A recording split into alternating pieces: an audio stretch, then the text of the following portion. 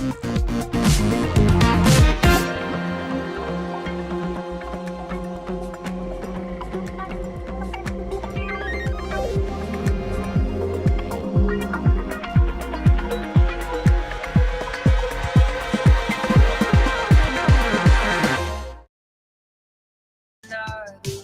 right, good morning, everybody. Welcome to the party. Today is Tuesday, September 16th, 2025.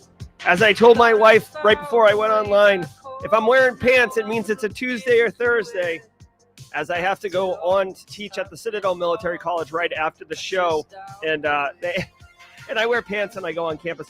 Good morning, everybody. Welcome to the party. This is episode 963 of your Simply Cyber Daily Cyber Threat Brief podcast. I am your host, Dr. Gerald Auger, and over the next hour, me, you, Jose Alfredo, Dream Logic, Mara Levy, Space Tacos of the GRC Mafia, Elton Crowder over on LinkedIn. Guys, we are all going to be shredding the top cybersecurity news stories of the day, and I'll be using my 20 years of experience and my absolute passion for cybersecurity to do everything within my power to deliver value and insights beyond the headlines so you can level up as a practitioner and crush absolutely every single cybersecurity job interview that you're in. That's my goal. You'll have to let me know how I'm doing.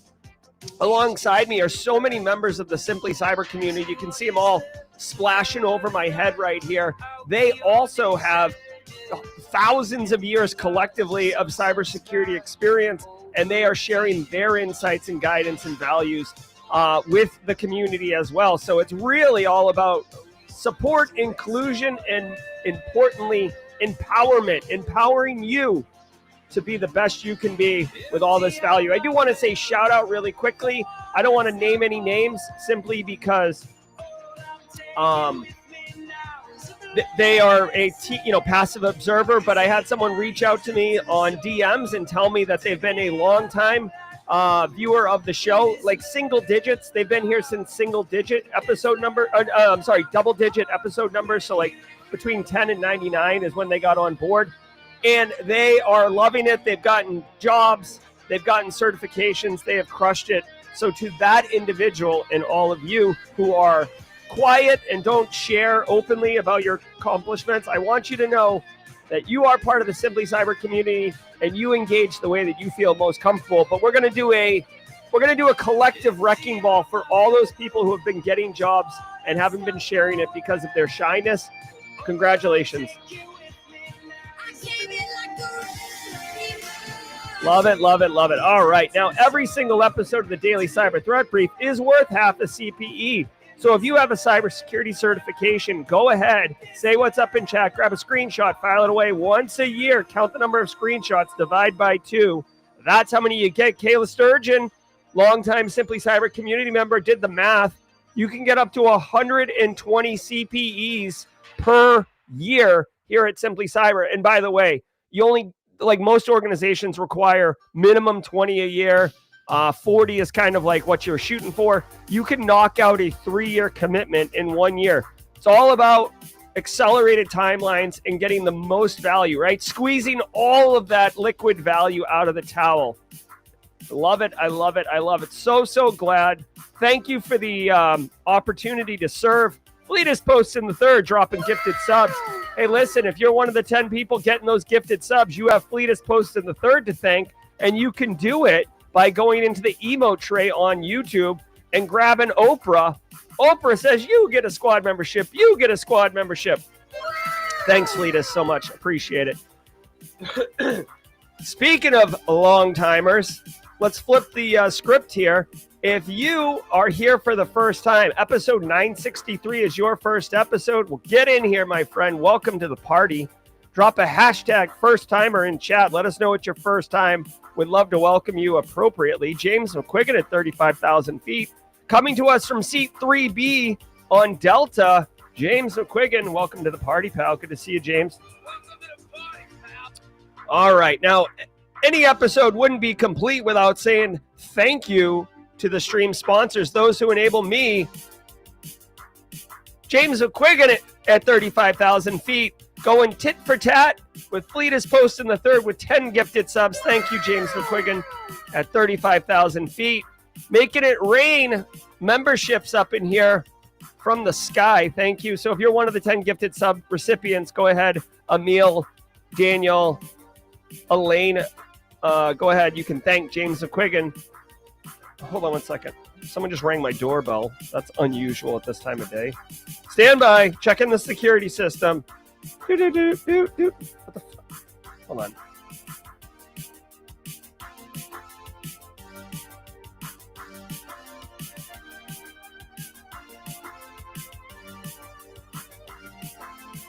Stand by. Hold on. I'm going to run the Threat Locker out. I'm going to call my wife. Stand by. Quick note from Threat Locker. Be right back.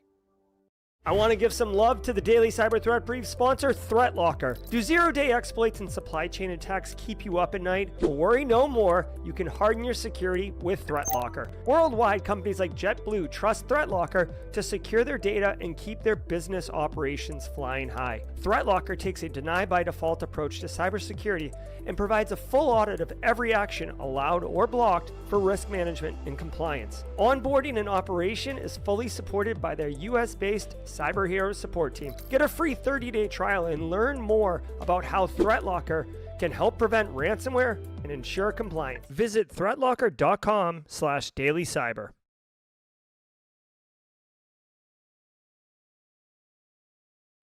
All right, thanks, Threat Locker.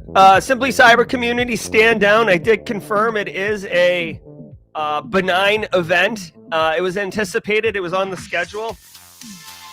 I'm not a type A control freak. I just didn't know. I hadn't been made aware that it was a scheduled activity this morning.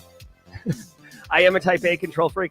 All right, hey, I also want to say shout out and thanks to Barricade Cyber Solutions for their Fortify 365 solution, making it awesome. If you are someone who runs Microsoft 365 for your environment and you haven't taken advantage of the proper configurations, the hardening of the M365 environment, what are you doing?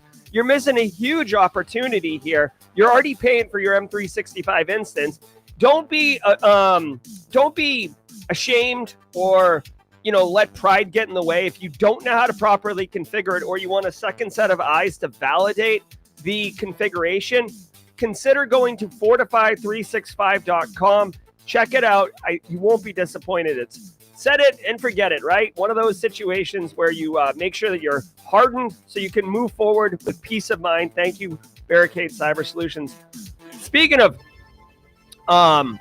making sure you're doing it right. Hello, Anti-Siphon Training, guys. Anti-Siphon Training disrupting the traditional cybersecurity training industry by offering high-quality, cutting-edge education for everyone, regardless of financial position. Now, there's still time today. They may have actually cut off the registration. Can I still register for this? Hold on one second. I think you can't register for it. So too late is the cry, as Jason Blanchard's workshop on job hunting like a hacker has passed you by. But there's still time to pick up some other learning opportunities at Anti-Siphon Training. Ooh. What doth my ears see? Here? There he is. Ladies and gentlemen, our very own Simply Cyber community member. I did not know this was coming. What a treat. What a delight.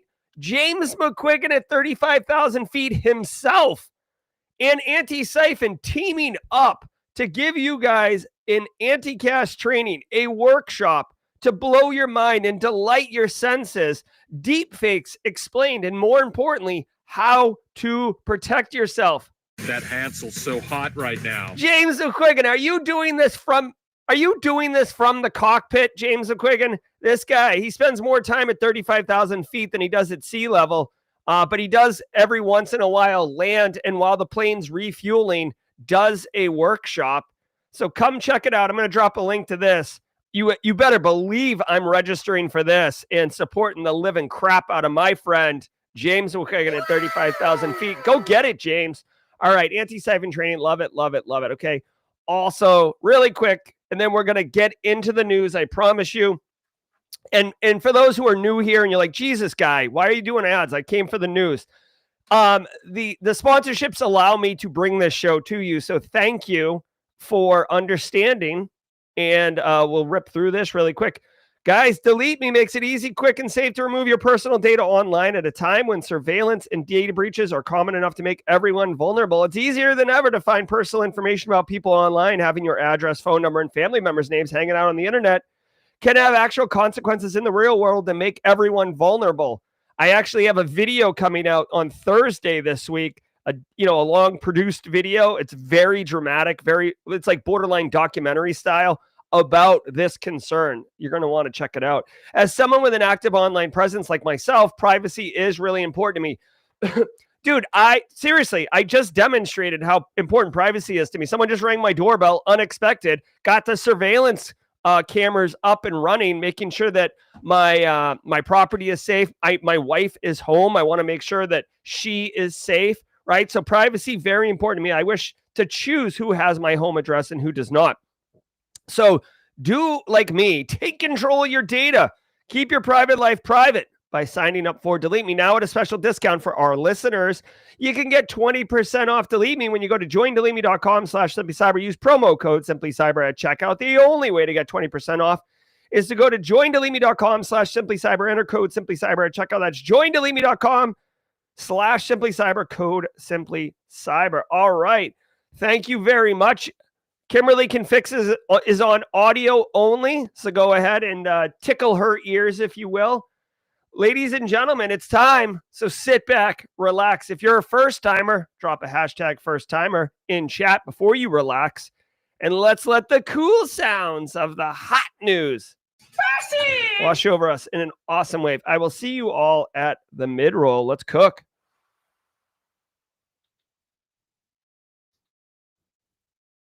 From the CISO series, it's cybersecurity headlines.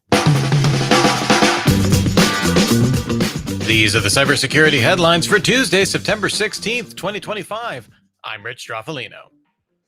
Android moving to risk-based security updates. Arturo MM passed the GCIH cert. Way to go, Arturo. Since August 2015, Google has published a monthly Android Security Bulletin, or ASB, listing vulnerabilities fixed in its monthly security update. This came in two varieties, a public one and a private one sent to OEM partners 30 days in advance to give them time to test and release patches before they go public. Google will now shift the monthly ASB to list high-risk vulnerabilities only, while most other patches will go into a quarterly ASB. This was designed to reduce the number of patches to test and validate by OEMs, hopefully speeding up patch time on the most critical issues while giving them more flexibility in addressing less urgent ones. As a result, some monthly ASB updates may list 0 vulnerabilities. CISA accused... All right, so Android operating system has... I have said this many, many times on the channel before. The way that Android works, OEMs, think like Samsung, LG, TCL or whatever, like any of these vendors, Amazon Fire Sticks, like any of these vendors that use Android operating system, they basically fork it, right? They don't just take the vanilla build of the Android operating system and load it. They modify it for their own needs, right? They have their own custom, bloatware they put on it, custom drivers, all that stuff. Anyways, anytime Android operating system releases a patch, the OEMs need to basically make it backward compatible, or maybe not backward compatible, but like when they apply the new OS to to their phone or to their devices, they have to make sure that all of their custom stuff still works, and a lot of times they'll have to modify it and make it work, which is why you'll find that like less popular or less well-funded Android devices will not allow you to update at a certain point, because basically the manufacturer is not going to invest in making the patch work. It's like, it's part of what you get. You get what you pay for, right? So if you buy a $15 cell phone, don't expect a lot of support. Android is basically changing the way that they release patches or do the security bulletins. So a couple things here. Number one, from a threat landscape, threat modeling perspective, you do want to be mindful of this. Basically, they're going to be coming out less frequently, so you'll have less insight on that. Let's see. Well, anyone can find Android security vulnerabilities, right? Of course, bad actors included. Normally, they were notifying the OEMs a month in advance to give them a head start on getting it baked in. Essentially, Google had made the decision that if they released the patches, threat actors would be able to move faster than OEMs, and there would be a window of exploitation available before Samsung, LG, etc. could bake in the fix into their builds. So this is pretty cool. So what are they doing?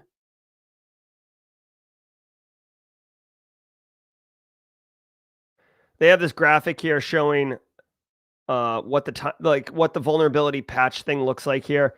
So this is this is like a nice little case study on how responsible disclosure actually works. So you can see on the far left, July 1st, let's pretend that someone responsibly discloses a vulnerability, right? Tyler Ramsby finds something and reports it. Although Tyler Ramsby is not a big fan of mobile apps security or mobile security. But anyways, 2 weeks in, Google acknowledges you get a CVE. You're telling everybody that you got a CVE, but you can't publish it yet. They say that 3 weeks of patching comes out, and then the patch is finalized and tested in-house, and there we go. The confidential partners get it. They get a 1 month window where the patch is under embargo, and then finally the bulletin is released publicly. So even in like a hypothetical high-risk security patch, so like one that really needs to get worked, it goes from July 1st of noting to October 6th. So 3 months it takes for this to happen, ideally. All right. So it's not, you don't just flip it and turn around. The new approach is going to be prioritizing these high-risk vulnerabilities. And high risk is defined as an issue that are crucial to address immediately, that are either under active exploitation or part of a known exploit chain. So this is important to know for GRC Mafia, vulnerability management people, especially if you work at a company where not a lot of us do this, but like if you work at a company that's like loading Android OS on devices, essentially, if a bulletin comes out and there is a vulnerability in it, it's you should get your attention. This is pretty nice. Google's trying to make it more, prioritized, so you don't get desensitized to these bulletins coming out. And you're like, oh, just another bulletin, blah. Like, so now if there's one in there, it's either actively exploited or part of an active exploitation chain. So that's interesting. So in July 2025 bulletin, there were 0 fixes, which is great. Okay. Although Samsung and Qualcomm listed multiple CVs in their own bulletins. Okay.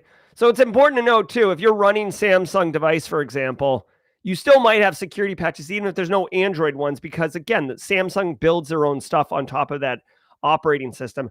The TLDR for practitioners here is just to know that Google has changed the way that they do their security bulletins, which is essentially like Patch Tuesday for Windows. Okay, so just be mindful of that. And if you are running an Android shop, which I've never heard of, but if you are running an Android shop where you allow your end users to use Android devices and access internal applications, internal data, etc., be mindful of this and just make sure they're patching. But that shouldn't change anything. You should be patching it, right? You gotta Cyber incentive mismanagement. This finding came from the Department of Homeland Security Office of the Inspector General, which began an audit after receiving a complaint about the program in 2023. This program was developed to incentivize mission-critical cyber employees to stay in their roles. The OIG's audit found the program was used to pay employees in support functions outside of cybersecurity. It also found a lack of adequate records for program enrollment and payouts, as well as a violation of federal rules for paying out incentive bonuses as part of unallowable back pay from 2022 to 2024. OIG didn't recommend ending the program, but said it should hand over management to a separate office and develop consistent guidance and tracking for the program. How security... All right. So this is interesting. CISA CISA got, I don't want to say got caught doing something they shouldn't, but it doesn't say what the support roles are. All right, so check this out. I mean, this is kind of a mess. All right, this is government. Listen, the only reason this is in the CISO series cyber headlines right now is because it's CISA. This is federal fraud, abuse, and waste. This is a U.S. federal government accountability story. This has, like, honestly, very little to do with cyber. I'll do my best to cover it. Okay, CISA, long known as the agency that's kind of doing like, threat intel and SecOps for the United States, basically. Shields up, right? Election security. CISA's known exploited vulnerability catalog, etc. Well, here's the reality, guys. If you've worked in... Oh, wait, hold on. I'm sorry. I forgot to move these things here. There we go. If you have worked in federal government before, here's the reality. When you work in the federal government, your pay is not that great, okay? You can get paid out. Straight cash, homie. Straight cash, homie. Working in cyber. Now, I definitely don't take me as an example because I work hard and not smart. And I definitely think that I didn't get paid nearly what I could have over my career. But that's a story for another day. But when you work in federal, basically you can get like, say, 30% more in the private sector. This is a known truth, okay? When you work in federal, you're supposed to have a lot more job security. That has since changed in the last 9 months. You'll also get access to like lots of training dollars. Okay, this is why a lot of government people go see SANS training, etc. Because, the government's happy to pay for training. But if you want money, you quit and go work for a private sector. This is a lot of NSA operators, TAO folks, they leave and then they go open private sector businesses and then do government contracting and stuff like that. Okay, so that's the TLDR. A program got initialized to incentivize federal employees that worked in cyber, specifically, like, you are a cybersecurity professional, period, full stop. Your mission is cyber. They incentivize them by offering money as like one-time payments, like a bonus program. This happens all the time, dude. Like, if your company gets acquired and you're a critical member of the company, they will offer you financial retention bonuses, right? You work here 12 months, we'll give you 50 grand. You work here 18 months, we'll give you 75 grand, right? They know that you want to leave, so they're trying to buy you to stay longer, okay? This happens all the time. Now, here's the story. Nobody was checking. There was no oversight, right? So, this got wicked abused, okay? They said, number one, that 240 employees received a bonus that did not work in cyber. They worked in support functions unrelated to cyber. So think program management, maybe like network engineers. That they don't explain what the roles are, so it's very difficult to know, but they were not billeted as cyber people, okay? This was a cyber incentive. Also, they mentioned that people got $21,000 to $25,000 bonus each over a 4-year period. There was $138 million allocated out. So that's $138 million of taxpayer dollars, okay, right? $1.4 million, they said, most egregiously, $1.4 million of unallowable back pay to 348 cyber incentive recipients with no explanation given as to why. So basically, this was a great incentive program, and then no one put friggin' any rails on it or any oversight. It was basically just deferred to somebody to say, yes, you can have some money, and off you run, okay? And I just want to point out, for anyone who's like, oh my God, the U.S. federal government, it's so bloated, it's so bureaucratic, it's so whatever. honestly, here's an example where you let it go loose and fast without much oversight, and it immediately got abused to the tune of 1.38 million or 140 million or something like that. Like, this is why you got to have checks and balances. Okay. Anyways, we'll see. At the end of the day, dude, I this is going to sound super flippant and maybe out of touch, but like 25 grand, I don't think 25, like, if you are good at cyber, $25,000 a year bonus is not enough. Like, if you're only worried about money, you can go out on the open market and I guarantee you get a salary that is your current salary plus more than 25,000. If you're picking up what I'm putting down, right? So if you make 100 grand doing cyber stuff for the government, you can go on the open market and get more than 125. Okay. So I don't even know how effective this incentive program is. Practitioners use LLMs. Anthropic released its Economic Index, an in-depth report on who, where, and how its LLMs are being used. The report is fairly granular, going into different use rates across countries and US states, as well as how different professions use it. For information security analysts, the most popular use case was automating the coordination of computer system plans with stakeholders. Other common use cases were creating documentation, performing risk assessments, and developing incident response plans. Other jobs seeing automation of security functions included web developers, web admins, and network administrators. There's lots of great stuff in the report, so be sure to check it out in our show notes. Open source. All right.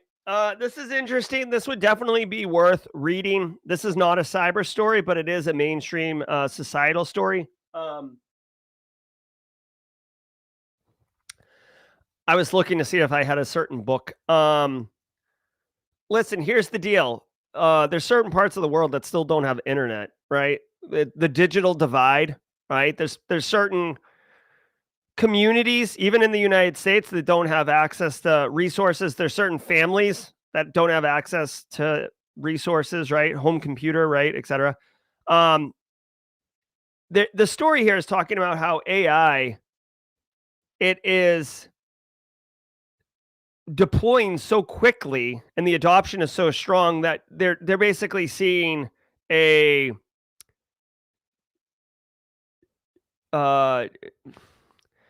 fundamentally distinct adoption rate in different communities in different areas, right? Both in research areas, right? So like what science, which areas of science is getting it and is not, is also as geographical areas, like what countries are getting it, which are not, populations of certain demographics are getting it and not getting it.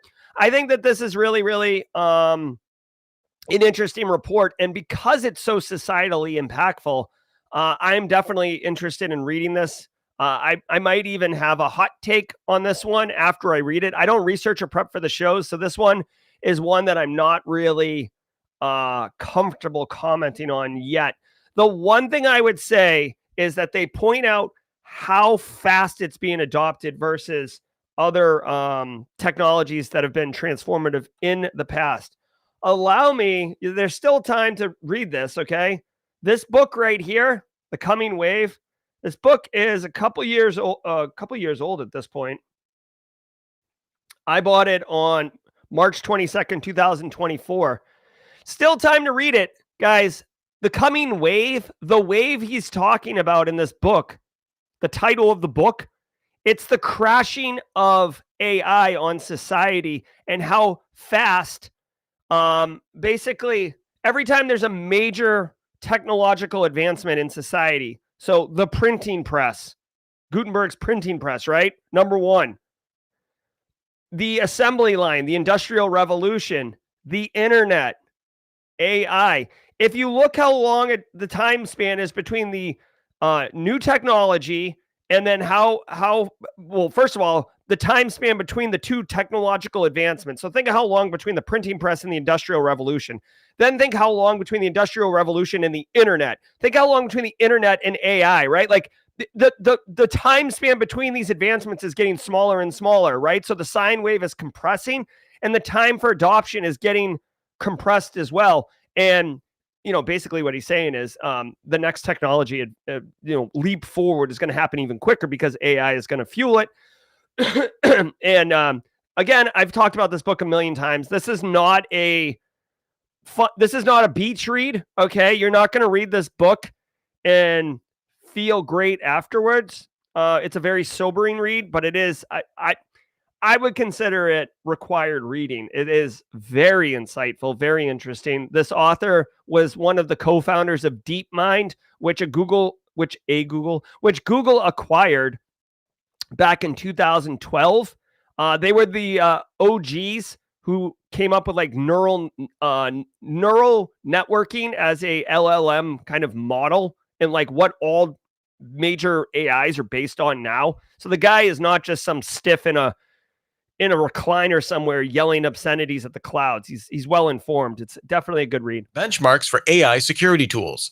CrowdStrike and Meta released CyberSoc Eval, a suite of open source benchmark tools meant to provide a baseline to evaluate LLMs for real-world cybersecurity use cases. These benchmarks are specifically focused on malware analysis and threat intelligence reporting, which CrowdStrike says it currently has an inadequate understanding of LLM effectiveness on. In a paper supporting the benchmarks, the researchers show initial results on both tasks by major LLMs showed middling performance across the board. In the GitHub notes on CyberSoc Eval, CrowdStrike also said it has found that because most models have not been trained to reason about cybersecurity analysis, they don't currently see similar performance scaling for additional analysis time that's typically shown in coding and math tests. All right. Well, we don't really have a good way to evaluate AI right now. We can look at AI risk in the workplace, but for the most part, there's no benchmarks. There's no standardized testing. So Meta and CrowdStrike are doing this. I do want to point out, it is an open source suite of tools, so that's good. This is a little dubious.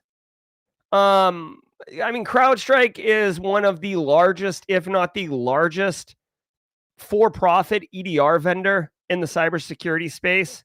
Meta is a Fortune 5 company that has invested unbelievable amounts of capital into AI. There's even been, I don't know if it's rumors or it's confirmed truths yet, but Meta is like poaching AI engineers from various competitors. And like the salaries they're offering them are like lottery ticket winnings, I've heard. Okay. So, when you see that they're developing AI benchmarks, immediately my mind goes to dubious, right? Like, okay, like, is there there's gotta be bias in this. But I hope not. Okay. So CyberSoc Eval. So this is what are we doing here? Hold on. What does this open? Computer. CrowdStrike and Meta deliver this. Okay. This was at Falcon 2025. So this is like a big release at CrowdStrike's conference. All right. I just want to know how they do it, right? So it's built on Meta's open source CyberSoc Eval framework. CrowdStrike's basically appropriated it for SOC Eval. This is cool, though. It evaluates LLMs across security workflows like IR, malware analysis, threat analysis. This is kind of cool. So the one thing is with these benchmarks, vendors can just tailor their solution to perform well on these benchmarks. That's always the challenge with benchmark testing. Meta says they're committed to advancing and maximizing the benefits of open source AI. Yeah, I don't know. I guess this is worth looking at. Honestly, again, I wish I had more time. Because this would be like a delicious piece of content. Okay. If you were looking to make some content and get splashy, right? Making a video or publishing a blog post on how to set this up. Like, how do you use this open source, so free tool to evaluate 2 products or 3 products, right? Here's the reality. You may not know this. Like when you work in information security, like as a cybersecurity leader, this is what I would have to do. We're evaluating an EDR solution. We're evaluating an MDR provider. We're evaluating, a mobile device management solution, CASB solution. It doesn't matter. It's not uncommon to do like a bake-off, right? So I'm going to use your product for 30 days. I'm going to have some criteria, and then I'm going to evaluate it. And then I'm going to use another product for 30 days and have some type of criteria and evaluate it. And kind of try to have an objective, smart way of selecting the product. Because remember, like if you guys, with product, you don't just take a flyer on it, right? You're not like, oh, we'll just try CrowdStrike for a month and see what's up. We'll just roll out Sentinel-1 for a couple months, and if we don't like it, we'll do it. Vendor lock-in is real. When you integrate a solution into your environment, it can be very difficult to remove the solution from your environment or to roll an alternative solution out, right? You get staff trained up. You've got 3-year contracts. You're talking about making a large financial decision, okay? So having ways to evaluate those choices in some type of graded, repeatable way is valuable. And that's what they're doing right here, CrowdStrike and Meta, with this cyber SOC eval. So the problem is, I don't know, you don't know, like we don't know how to use this thing yet. So it's out there. So I'm just saying there would be great value for the community at large to do that. I wish I had more time. I would make content on that. But that's just an example. When I always talk about delivering value into the network, this is a great example.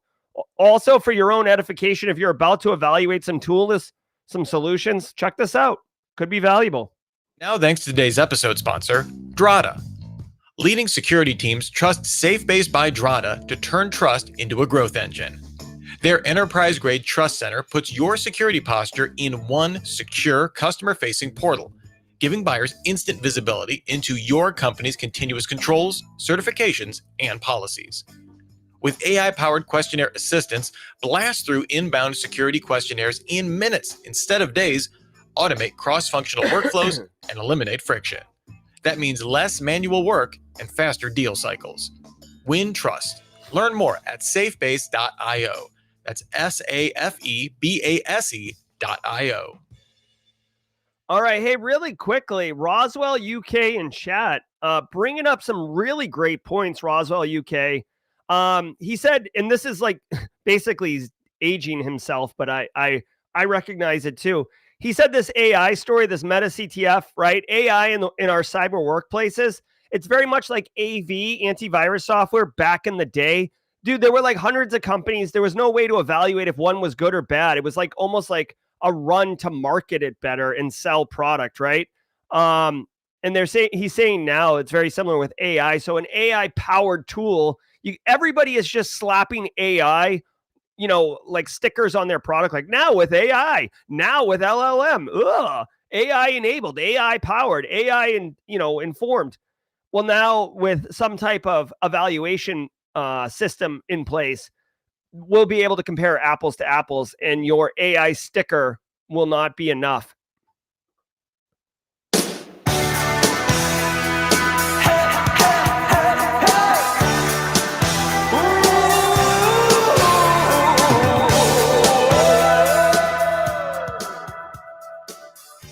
All right. Holla, holla, holla. Guys, thank you all so very much for being here today. I hope you're having a great stream. I certainly am. I appreciate it. Some good stories, maybe a little cyber adjacent today. Shout out to the stream sponsors, Barricade, Threat Locker, Delete Me, Anti-Siphon. It's great to see all of you. I hope you're having a wonderful stream. 350 of you beautiful people in chat. As always, I encourage constructive feedback. Christina Paulika, the librarian in chat. Good morning, Christina. If you have any constructive feedback for the program, let me know. We're trying to continually level it up. I'm always open in constructive feedback and genuinely appreciate all of you. Every single day of the week has a special segment, and Tuesdays is Tidbits Tuesday, where I share a little bit about myself and see if it resonates with you. Guys, I was running around today.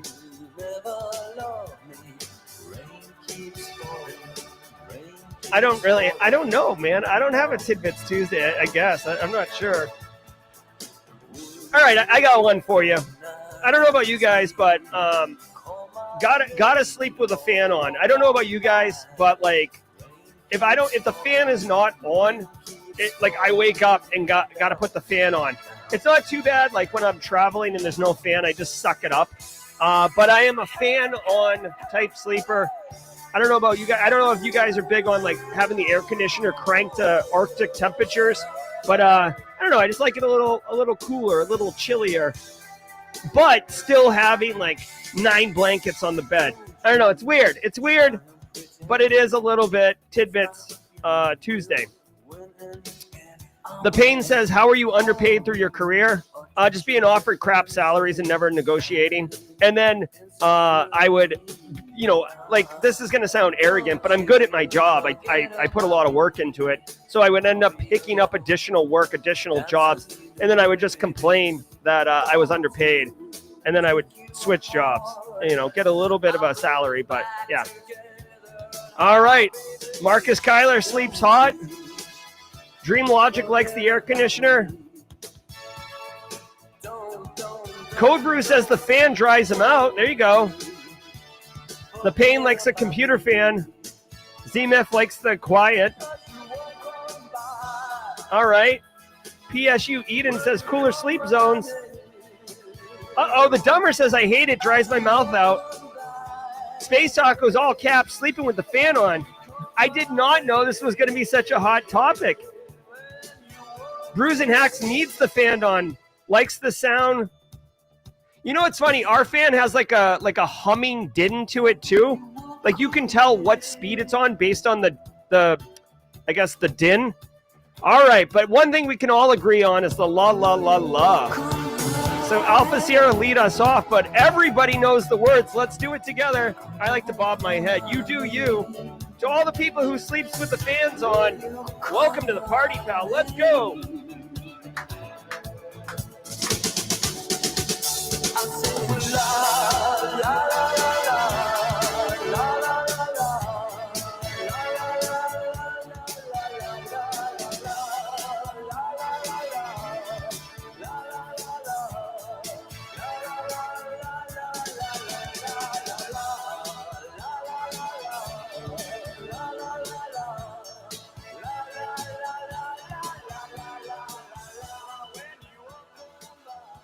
Oh my God.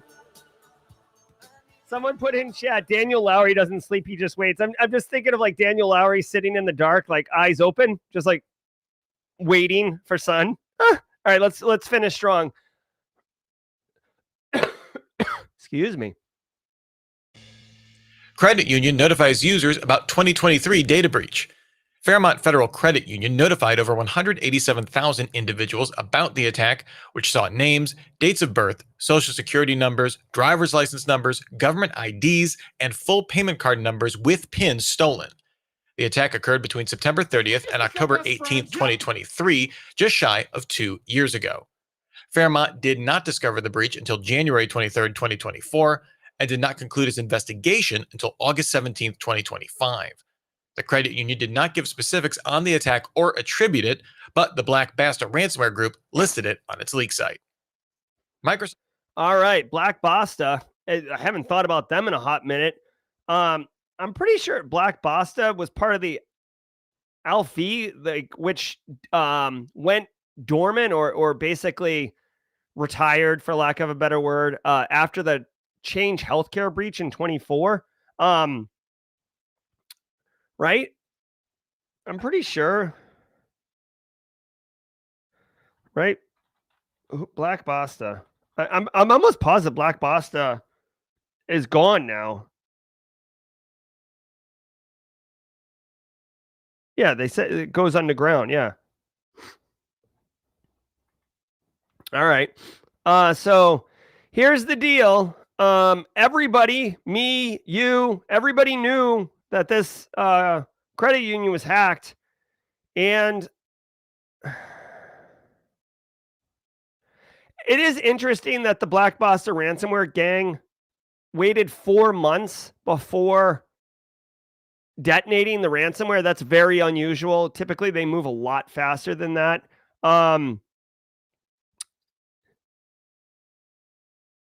Here's the deal, guys. If you want to play the game, okay, you can legally discover a compromise and then just slow play the investigation. I'm not saying it's right. I'm not saying it's wrong. I'm just saying this company got attacked in January of 24, and 20 months later,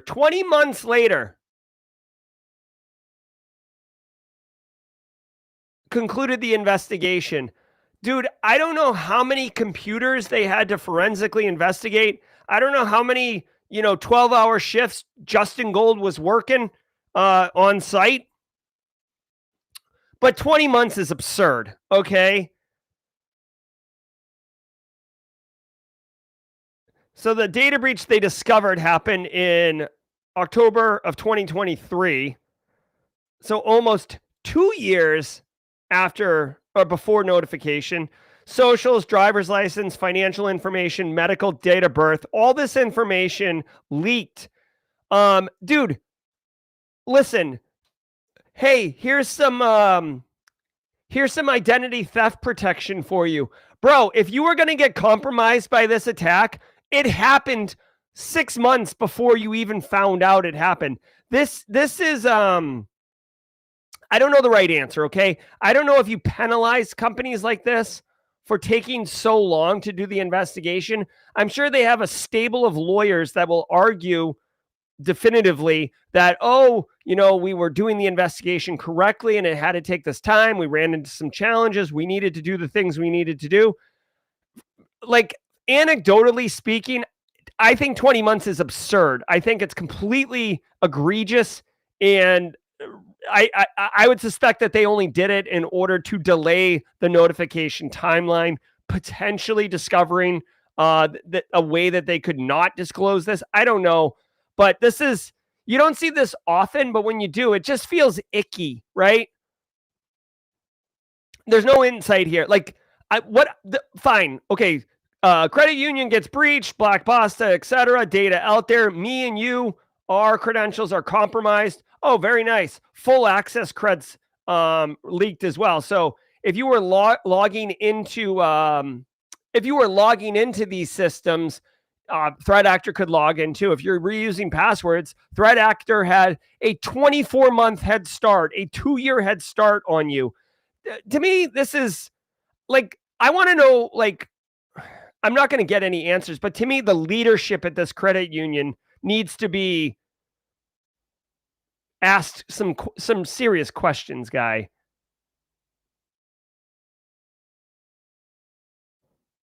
There you go.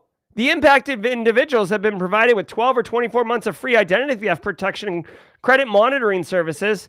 To me, this is like an open hand slap to the victims. You know what I mean? Like, this is the equivalent of like totaling your car. Like, hey, can I borrow your car? And then immediately drive it into a telephone pole and then come back, toss you the keys and be like, hey, you know what I'm going to give you? I'm going to give you 12 months of auto insurance. What do you think about that? You like that? All right. Good to see you. To me, this is a leadership problem at this credit union. The cyber story itself is, pedestrian at best. Microsoft reminds us that people still use old things.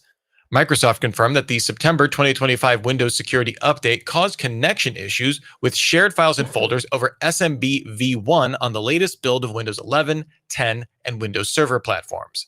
Microsoft probably isn't too upset by this. It's been trying to phase out the 30-year-old file sharing protocol since deprecating it back in 2014 and no longer installing it by default on Windows since 2017. Until it releases a fix, Microsoft recommends that impacted users allow traffic on TCP port 445 as a workaround. But really, please don't use CIFS, SMBv1, or any other ancient file sharing. Please. New Zealand. Yep, that's the best practice. If this patch has caused a disruption in your environment because SMBv1 broke, kind of missing the forest for the trees here. SMBv1, you should move on, right? Deprecated it, sunset it, whatever you want to call it. But Did we just become best friends? Yep. Dream Logic with the gift, with the super chat. Thank you, Dream Logic. Sharing my blessings today. Nothing much. Hi, world. Martini, cocktail drinks. Let's party. I love it. Thank you, Dream Logic. As always, Mary, it's great to see you. Great to have you in the community. For the sake of time, I'm just going to blast through this. If you applied patches and it broke something, this could be it. You probably already know it at this point. If anything, it's a win that IT or application system owners, whatever, have come out of the woodwork to self-identify that they're running SMBv1. Eric Taylor's doing Jawjacking today. He might have some things to say about SMBv1 in the environment and how it might lead to compromises if you have it. Also, if I'm not mistaken, Eternal Blue, that unbelievable exploit from the NSA back in the day. Yes, I've confirmed it.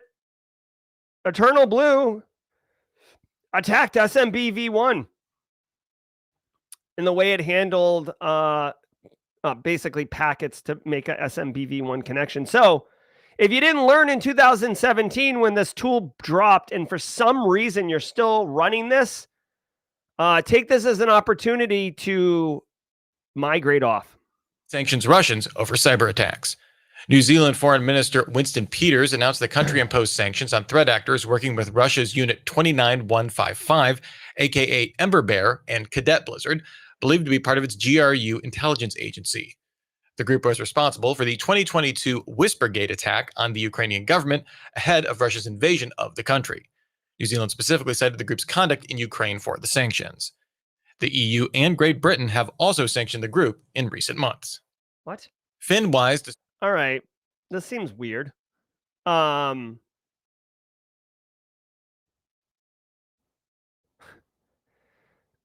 don't get this. Okay. So Russian GRU. Oh, wait, hold on. Let me fix this. Again, I'm doing this I'm producing and hosting, so I got to do this manually myself. Here we go. There we go. Look at the little ticker. There we go. Dude, Russia's GRU unit, Cozy Bear, I believe it's the Cozy Bear. They're very, very, very, very good at hacking, okay? They are a tier 1 operator type team. Think Delta Force, Navy SEALs, NSA, TAO, right? Like they are legit. China's got a couple. North Korea's got one. You know, I mean, Israel doesn't necessarily have a faction that they denote, but that Israel is very good. U.S. is very good, right?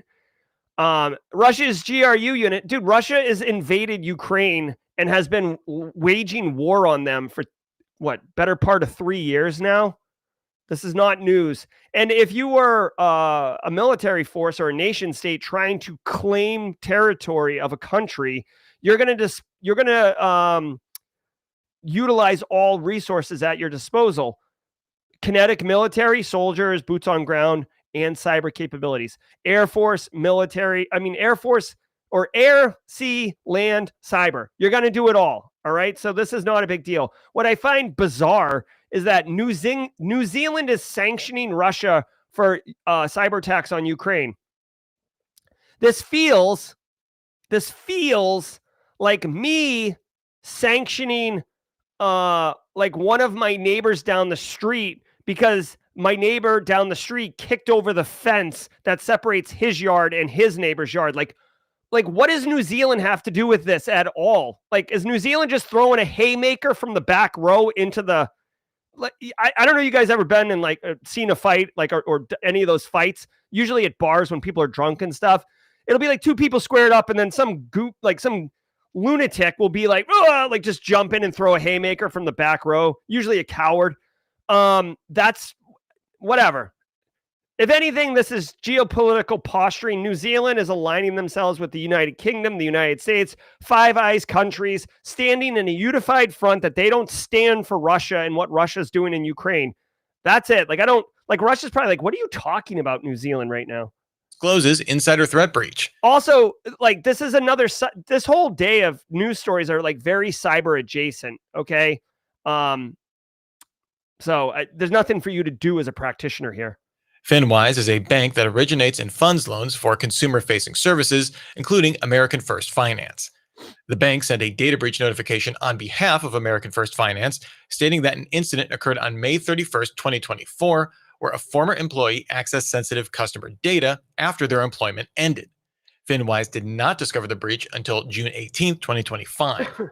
A filing with the Maine Attorney General's office disclosed that this impacted 689,000 customers. No word, though, on how the former employee was able to access the info after employment or the extent of the personal data leaked. FinWise is offering the industry standard platitude of 2 years of credit monitoring. Thank you, Rich Straffolino, for pointing it out. It's like a joke, man. Like, how many identity theft protections do you have? Like, they're like Pokemon cards. You just like, you like, gotta collect them all, right? Or gotta catch them all. All right. So I want to see the timeline on this one. Okay. On May 31st, 2024, FinWise experienced an incident. And then, I mean, this is a pretty gross one too. Like, dude, like it took a year to note this. They did do ongoing litigation, et cetera, and they disclosed it in June of 2025. So a year later, guys, we're getting worse and worse, and like kind of taking it on the chin as far as allowing these companies to suffer data breach and then just drag their feet. The one thing I would point out about this one, there is something here for hold on, let me see, FinWise, heck. Again, I'm sorry. I'm trying to get good about like using this thing right here, whatever this is called. Listen, here is the lesson learned for everybody. If you don't know this, listen up. And if you do know it, consider it a great reminder. The reason that this happened is because a terminated employee continued to have access. When you terminate employees, either they're fired, which is called an involuntary termination if you want to make it sound classy, or they just leave. Better opportunity, retirement, whatever. It doesn't matter. The moment they leave or announce that they're leaving, right? It depends on what the culture is like there. You have to disable all the access. This is why federated authentication is super nice, because if you cut off their Active Directory credentials, they can't log into all your cloud systems. Now, this particular situation, the employee got let go. They don't know how employee continued to have access afterwards. A couple things could happen. Employee could create a shadow user account, like an account that is not their normal account, so they could access things. User could have had access to a shared account, right? Like, oh, this is a IT team account for logging in. Smaller businesses, certainly not FinWise, but smaller businesses may not want to pay for multiple licenses to applications. So they'll just use a shared account and let people log in with those. That could have happened. User access in 2025, access control is super important. Okay, especially with cloud-based systems, hybrid environments, users running around, people able to spin up, trial solutions of whatever, moving data into places. It's really hard. This is why identity and access management is become increasingly more of a focus, even to the point where you will have dedicated professionals who only work on identity and access management. This is why you get solutions like SailPoint, which is like a massive enterprise-grade identity and access management solution, is because these problems happen and this is how they manifest. All right. So when someone leaves, by the way, that's like best practices for access control. You should also, if you can, set up detections, right? Like who's accessing what from where and when are they accessing it? Because it could be a legit user who gets their credentials compromised and someone's logging in from a country that doesn't make sense or a time of day that doesn't make sense, right? I also want to point out, like this guy got terminated and then logged in. When people give their notice, it's also not uncommon for them to basically grab up their stuff, right? Look at Meta. Meta just hired poached a ton of AI engineers from other competitors in the Valley. You better believe that they probably took some of their research with them. I just watched I just watched the Netflix kind of docudrama on Uber and the rise of Uber called Super Pumped. Uber poached a guy from Google who had self-driving car technology before it became, popular. And Google tried to sue the living crap out of the guy because he took all his he like basically dumped all his data, wiped his hard drive, and tried to take it to Uber, and they found forensics evidence to identify what he was going to do, and they were going to sue him to the moon. All right. So user access is a big deal. Humans are going to do human things. Okay. All right. That's your ounce of user access guidance for the day. All righty. All right, guys, that's been it. I got to go teach at the Citadel Military College. I'm looking in the green room. I see one Eric Taylor ready. There he is, ready to delight the senses and educate the living crap out of everybody in chat right now. All right. And I see a question. It's a really good one. What's the difference between likelihood of an exploit and exploitability? Very fun question. I'm Jerry from Simply Cyber, guys. This has been episode 963.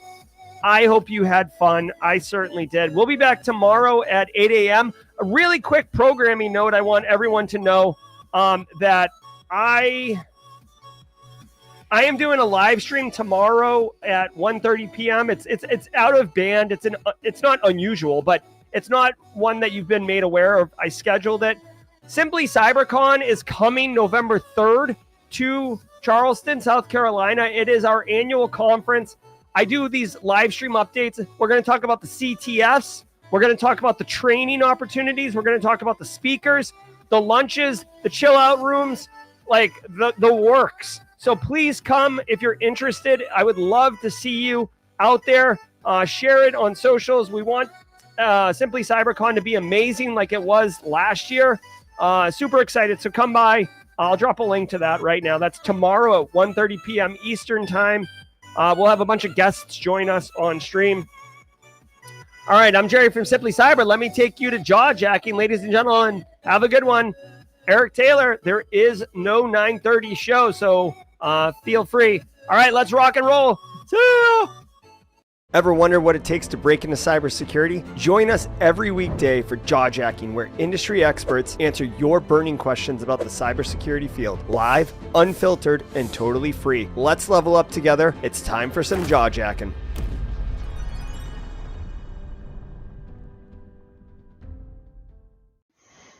Good morning, good afternoon, good evening, wherever in the world you are, and welcome to Jawjacking.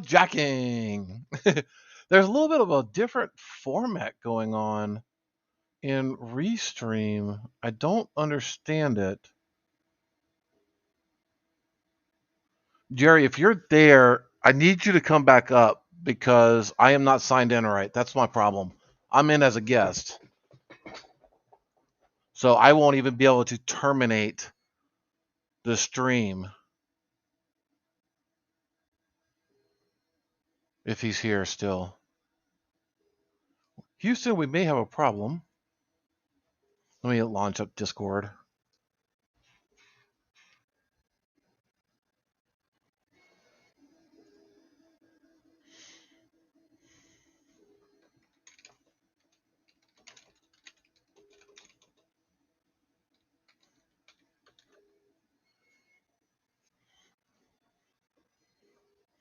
How's everybody doing today? Yeah, I can't even bring up my questions. I am here as this. Okay, so I think Jerry's already gone. This is what I'm going to do. Bear with me just a moment, ladies and gentlemen. There are other ways to skin a cat, so to speak. So what I'm going to do is open up a cognito window, and I'll log in the proper way. What did everybody do this week so far? Anybody been doing something pretty cool? I hope so.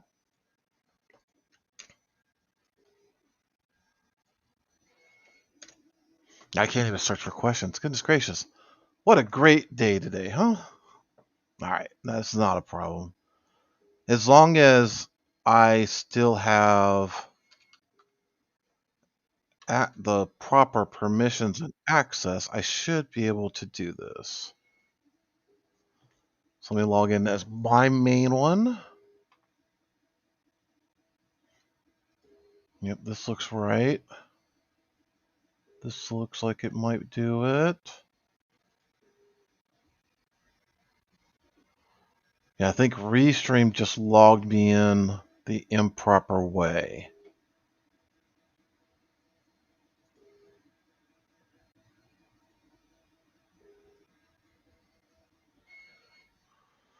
Enter Studio.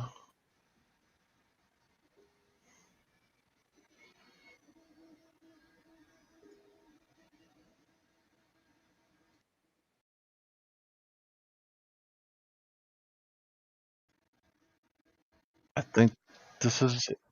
We'll see here.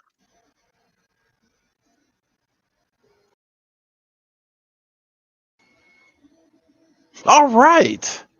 Yay, disaster recovery. We know how to do things. All right, now, I definitely felt weird because I didn't have the ability to turn on my daggum music. There we go. All right, now everything is right in the world in terms of streaming. Yeah, for some reason, it just did not log me in the right way. I don't know what's going on. So we are good to go. We are good to go. All right, from Carrie, this is the Eric, the last Friday and Saturday blended together. I got off of the school job at 11 p.m. Oh, goodness. And then worked the church till 5 a.m. Okay, did the food distro and the groceries after that, mowed the backyard. Man, way to be productive, Carrie. Way to be productive, my man. All right. Let's start finding these questions, ladies and gentlemen.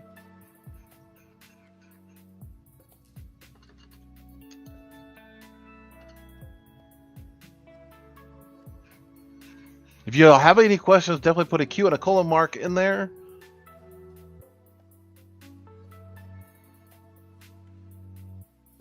Solution, throw some music with the dolphin on the screen. So the way that Restream had originally logged me in, I wasn't able to do that. Like I couldn't throw up music. I couldn't bring up any, like what I'm able to do here now. I wasn't able to do that. It brought me in as a guest for some reason. I don't know. Restream is funky that way sometimes, ladies and gentlemen. That's all I can say. All right. It looks like we do not have any questions currently. Let me open up Discord because there may be a problem with me pulling up questions from before that you may have asked. Oh, yep. There are 2 questions. Thank you so much, Kimberly. Can fix it. From Adel Snow. Oh, that's why, because you put a Q and a dot or a period, not a colon. Okay. All right. What's the difference between the likelihood of an exploit and exploitivity? Okay. So let's talk about this, right? How do I want to describe? Okay, I think I got it. So let's take your ecosystem, right? This is going to be a very poor analogy, but a Yeti water cup, right? Let's say this is your application, and you're using this application or whatever, and data's coming in and out of the hole. Keep your mind out of the gutters, ladies and gentlemen. But you're going in and out of the hole, filling in your application, doing what you're doing, interacting with it, doing whatever you want to do. This is inside of my house, right? The chances of rain coming in and getting into the hole of my application and filling it up with water is pretty unlikely, right? Versus I am outside, like Carrie was doing this weekend, mowing the yard, and it starts raining. The likelihood of more rain getting down in this and filling this thing up has a higher probability, right? So that is exploitivity. The being able to analyze an exploit being exploitable in your environment, right? Real world scenario. SMB version 1 that was being talked about today, right? Technology as old as time. Windows keeps saying they're going to disable it. They never do. We've had several cases this year that exploited SMB version 1 with an AKA open admin share. And it is once in your corporate environment, you're not going to see that exploitable from an external threat actor per se, because ideally you have a firewall, like AKA I've got a cap on my data in my workstation. Nothing can get in, nothing can get out unless I open up my fingers and try to filter water out or whatever. You're trying to filter type of thing. It's not something that's going to happen, right? However, you take a server or workstation and you just give it public internet access. Well, guess what? Now that exploit is now exploitable because you're giving access to that exploit to be exploited. So it kind of goes together, but you got to look at it from a lens of your environment, right? And that's where EPSS comes in. The exploit, God, I keep forgetting the full term of that. Bear with me 1 second.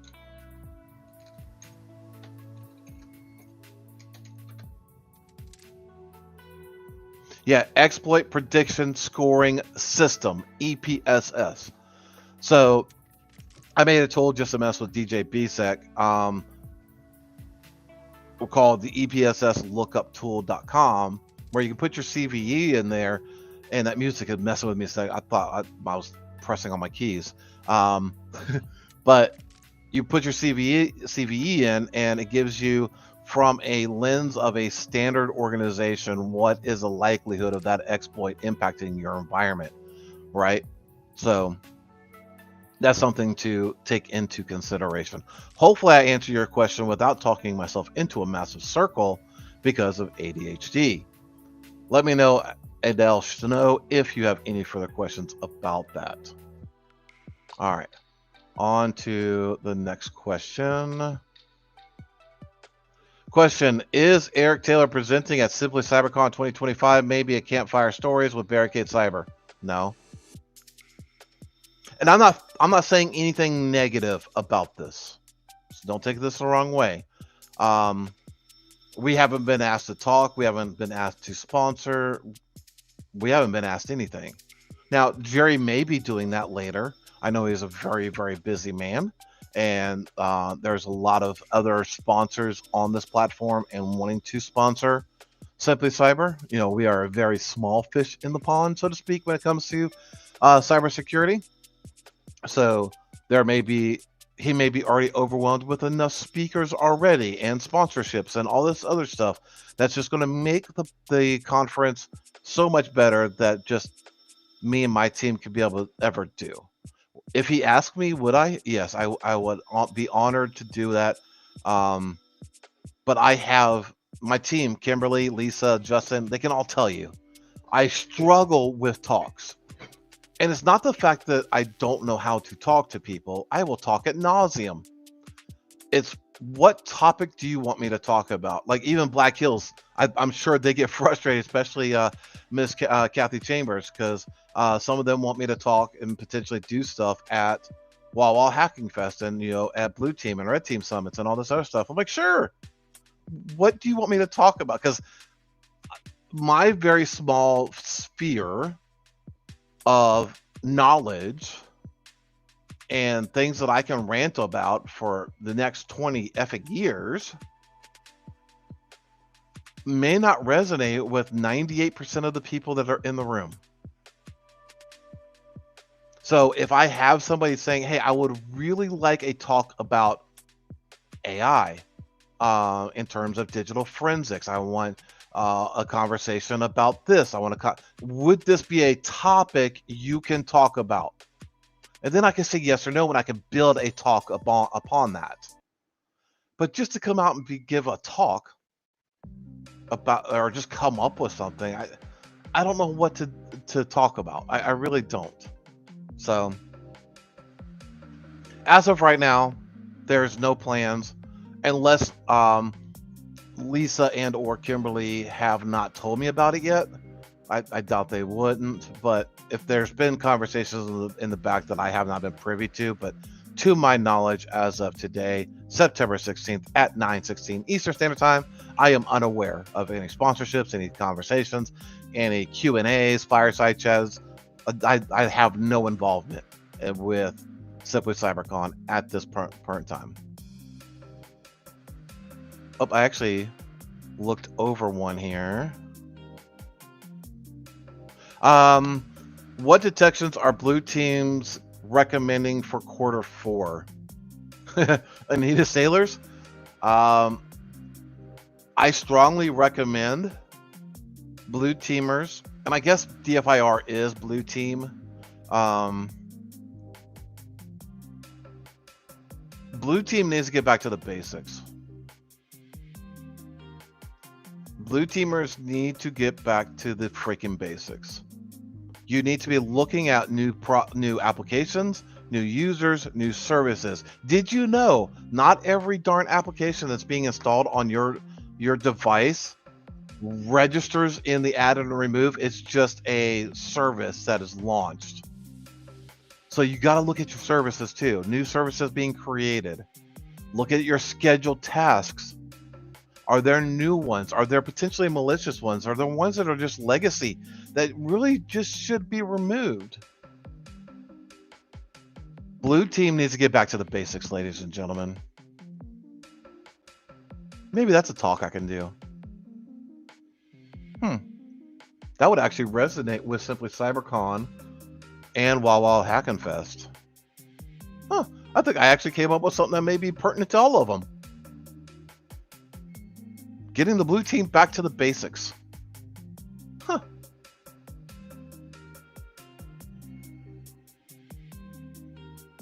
I think I just surprised myself. We may have something to talk about. And that was brought to you by you asking questions and me going on my rant. Good job, team. What resources do you recommend for CISSP? There seems to be so many options out there. I don't know, Alpha Ba. I'm not going down CISSP. To be honest with you, and again, this is not Dr. Gerald Auger, Simply Cyber, or anybody else's opinion.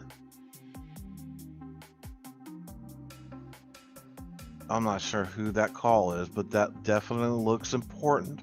It's not every day. Well, seems like twice a week I'm getting called, but the FBI. We might have to cut this short. We'll see if they leave a message real quick, but the FBI is calling me probably about one of our matters. But CISSP really, to me personally, Eric Taylor, the owner of Barricade Cyber, on here doing Jawjacking, I don't see any benefit with that certification. To me personally, I think it's just a certification that you go through to prove, you know, that you've been in the field for a long time and you know what you're talking about. It's like a proof of concept certification. Now, I'm not saying it doesn't hold merit in larger organizations. It absolutely 1000% will. I know there are a metric ton of effing companies that are out there that want that delineation. They want people that are in management to be CISSP certified, and you know that goes along the lines with college with me, right? College is good for making you a well-rounded individual. You know, you learn about the arts and the histories and this and that, but does it really help you in cyber, the hands-on keyboard, so to speak, type of thing? I don't know. I think certifications are the way to go for that type of stuff. But again, like I talked about Simply CyberCon, I'm a very small fish in the very, very, very big sea.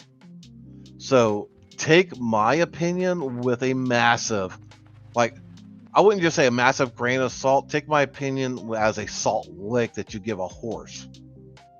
If you didn't know, you give salt licks to horses and cows so that way they get salt in their diet. There's actually a big freaking cube. But anyway, with training, there is a lot of fly-by-night people that are out there. I would say, though, definitely Alpha Ba. I hope I'm pronouncing your last name, B-A-H, as Ba, correctly. But please save that for Dr. Gerald Auger and or Tyler Ransby. They are going to have much better insight on that one. But to me, I just don't feel like I can answer that effectively again. Because unfortunately, in my world, I deal with so many people that, make sure I structure this correct. Okay, so in digital forensics, we deal with people of all sorts of types, right? Fully certified, has enough letters behind their name. It's like an alphabet soup, but they are literally they shouldn't be near a keyboard when it comes to cybersecurity. Like implementing the stuff. I talked about it a couple of weeks ago that GRC is great for creating policies, but the actual implementation of policies they don't have a lot of insight on, unless you're working GRC for a smaller company where you're creating and implementing that. But most of the time that's an IT admin learning GRC roles. They're kind of unilaterally going over here, learning a skill and applying it to their day-to-day operations, at least from my perspective and understanding of that. I don't know. I just, and I've seen people that have no certifications, no degrees, be some of the smartest freaking people I have ever met in my life. Some of the smartest. So honestly, I personally just don't hold degrees in the same limelight, Growing up back in the 80s and 90s, the getting a college degree was the only way to be successful. That was the only way to have a meaningful life, make a meaningful income. And a lot of this was before technology really, really took off. This is the days of DOS. And, you would load into DOS before you got into Windows. I was talking to our marketing team about this the other day. And hacker was a very negative term, right? Now it's not so much. You have threat actors who are the negative term, but hackers are good and bad, right? But there's, as conversations and technologies and the adoption of training and everything like that expands, I am very much going against the grain on a lot of the certifications and degrees. I really am. But again, your mileage may vary. I know a lot of companies are looking for it. They want it. And if you want to go management at a larger organization, you're going to need the CISSP. I just thought about this. Go talk to DJ BSEC. He literally just went through this earlier this year. Go hit him up on Discord. Don't DM him. But find out if he went through a online thing and see if he could share any insights on that one, because I know he was going through it and for his organization, so he may have some really good insights. Definitely ask Dr. Gerald Auger tomorrow. Definitely ask Tyler Ransby on Thursday, and those are the three people I would say definitely ask. And because I've got permission, because I know we don't have anything really pressing as a premiere coming up, we're going to go long, ladies and gentlemen, because we can. How you like them apples? I love when I can go long-winded and spend like 45 minutes to an hour. I absolutely love it. Before I get into the next question, little tidbit, we are coming out with a new podcast. Y'all have seen we're doing a lot of stuff right now. I am coming out with an unfiltered version of myself to some degree, but on the Barricade Cyber channel, go to LinkedIn, look up Barricade Cyber, follow us. We're going to be making some publications soon. I think I record my episode 1 this weekend. We're going to be talking about all the ransomware and cybersecurity news of the last week, talking about what we're seeing coming up and what to look forward to, or what we're keeping our eyes on. It's going to be a weekly one. Right now, the way it's going to be filmed is if I have time for a live audience, so to speak, I will throw it up on Discord, or not Discord, but on LinkedIn for the recording, and then stick around for Q&As afterwards. But essentially, it'll be recorded, taken down. Kimberly can fix it. We'll go through, do any editing, and then it'll be posted up as a full production item. Again, I think the first one comes out next week. I got to record this weekend. If it's not this week, it will be next week. But definitely go follow Barricade Cyber on LinkedIn so you can be up to date on some of that stuff. What is the best security training provider for my staff? I tried Proofpoint, but it wasn't a good experience.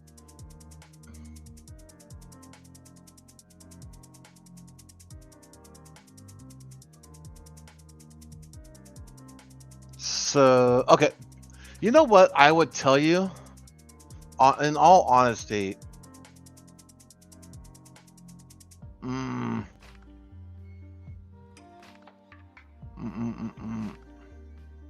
so a lot of those things, I'm trying to make sure I don't bash a vendor, because Proofpoint means well. They do. But a lot of the stuff is canned. Right? It's not specific to your organization. It's not any of that stuff. Businesses need to go back to tabletop exercises. I know it sucks. I know it sucks. Like, we're trying to build out a tabletop exercise. We were going through a vendor through the UK, and their agreement was just complete horrendous trash that we had to step back from it. And we're trying to come up with tabletop exercises that's gamified, that will be beneficial, that would be applicable to your business. And that's the key thing. You need to come up with scenarios that are going to apply and be educational, right? These pre-canned simulations, they're not going to do you any good whatsoever. They're really not. You got to get your team talking. Go talk to what's his freaking name? I always know it until I have to say it. The dude for 30,000 feet. I see his face. It's not Dan Reardon. That's Haircut Fish. My gosh, I can't think of his name. Let me launch Discord, and I'm going to smack myself as soon as I see it. James McQuiggan. Sorry, James. I see your face and I see your setup, and you're with KnowBe4. I know you're with KnowBe4, and that's what I was getting ready to say is, go talk to James McQuiggan. He does a lot of this stuff. He talks about it extensively with KnowBe4, and see if they are a good solution. Start talking to red teamers and see if they are willing to do simulation training. But it's really what you need to get to. And that's what organizations need to get to. All right. Dev Momai, sorry. we're very small. I see V is very, and I'm still learning cybersecurity. Well, congratulations. But recently we're getting a request for SOC compliance. How do I convince them it's worth doing, and how would you do it? In a very non-sales pitchy way, Dev, go to barricadecyber.com and schedule a call with us. Seriously, with you and your leadership team. We're not SOC people. Like we're going through a SOC, but we're not going to sell you a SOC compliance framework or anything like that. I promise you, we're not that. But let's have a conversation about, is this new business? Is this existing business? You know, what exactly is the goal? Let's have that conversation, right? And that's really where, you know what? No, we got time. Never mind. Scratch the make a call or schedule a call. We have the time. Let's say that, you know, you're being asked for SOC compliance. Is this A, new business that you're trying to acquire, or B, existing business asking you if you are SOC compliant? Depending on that is really where you're going to answer the following questions. Do we get SOC compliant? I'm just going to tell you, kind of like with the CISSP, me personally, I don't hold SOC compliancy as a valid reference, but it is a check mark for businesses. Just like having someone on staff that has a CISSP. Why do you say that, Eric? I have a truck in my driveway for the company Barricade Cyber. We have an active SOC compliant audit, completed compliancy of a SOC 2 audit on my truck. That's the only thing in the business that is SOC 2 compliant. Barricade 2 has a SOC 2 compliancy, and it's on the truck. And I literally went through the whole thing. It was a complete joke. I did this as a gag to see if it could be done, because I did not think it could be. You know, I got a GMC, right? If it shows up, right? So you've seen the flipper stuff, right? And I think we're even going to be giving one of these away at the end of Wow Hacking Fest, I believe. Kimberly, maybe? I'll talk to the team. I know we got one here, and I think we're going to do one at Denver. But beside the point of the conversation, you've seen the flippers mimic these devices, right? I went through that scenario. Can this be replayed on my truck? I'm not going to tell you the answer on that. But we went through that. I have OnStar services, part of GM, and can that be replayed? When you throw your key fob into the truck, does it have the proximity to know if you come up with another key fob to like we went through all the stuff, right? Securing the password for the Wi-Fi on the truck. Yes, I am a little bougie, because everywhere, as you can imagine, everywhere I go, I need good, consistent, reliable internet to be connected. So yes, I'm a little bougie. My truck has Wi-Fi. Making sure that, it's got a strong password and things of that nature. And we had to put it as an acceptable risk that if someone's brute forcing my truck's Wi-Fi, there's no logging for that. There may be, but without a lot of extra equipment being mounted to the truck, then there's no additional logging available to me on that particular situation. So we went through the whole thing. And when the auditor came out and I told him what I was wanting to do, he literally looked at me. He's like, "You're serious, aren't you?" I'm like, "Yeah, I want to see if this can be done." And he's like, "F it, you're paying me the same either way." So we literally sat down for 2 days and went through all of the documentation. He's like, you really went through all of this stuff, didn't you? I'm like, yeah. And I have a SOC 2 audit on the truck.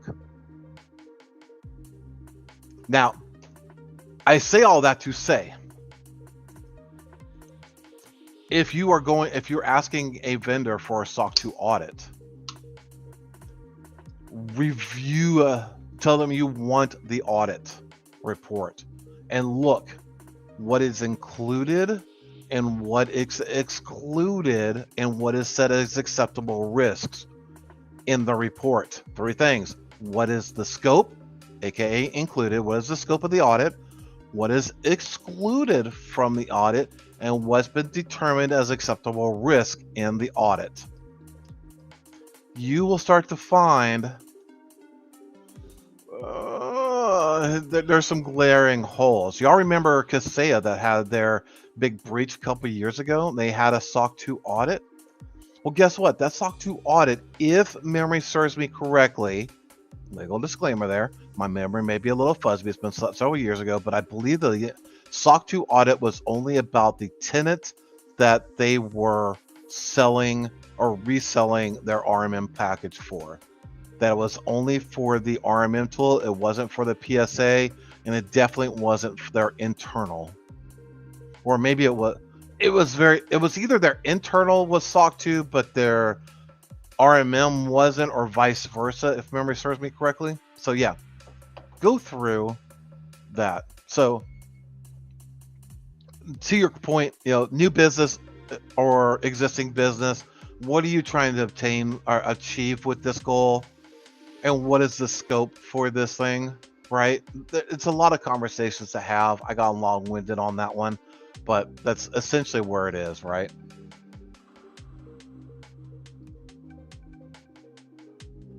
All right, I'm going to start starring this because we definitely have some questions that I want to make sure I don't re-answer.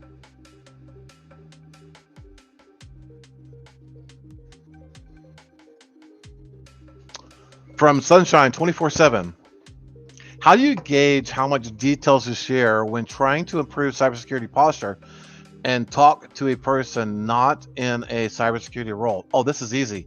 You remember I made a really crude, because I just needed to come up with something. I use this as an application and using water as how you get in there, and use Carrie as his mowing in the yard and trying to consider rain.